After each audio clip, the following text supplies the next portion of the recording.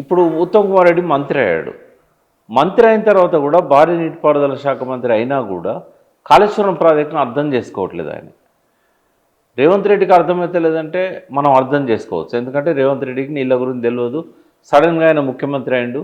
సరే తెలుసుకుంటాడు కావచ్చు భవిష్యత్తులో. బట్ ఇప్పటికే చాలా కాలాతీతం అయింది. 1.5 సంవత్సరాలు అయింది ఆయన తెలుసుకోవడానికి.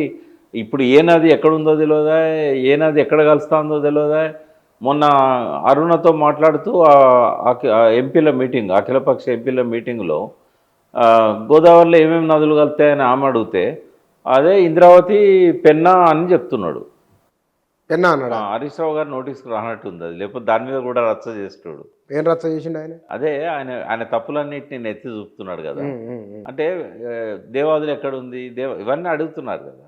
అంటే 1.5 year అయినా కూడా ముఖ్యమంత్రికి తెలియకపోవడం అనేది బాధాకరమే.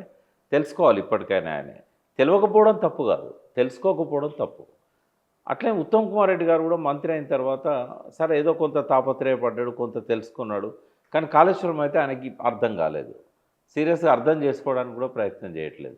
బట్ బాధ్యుడు ఆయనే. ఇప్పుడు ఇవాళ నీళ్ళు ఎత్తిపోయాలన్నా, రైతులకు నీళ్ళు ఇవ్వాలన్నా బాధ్యత ఆయనది.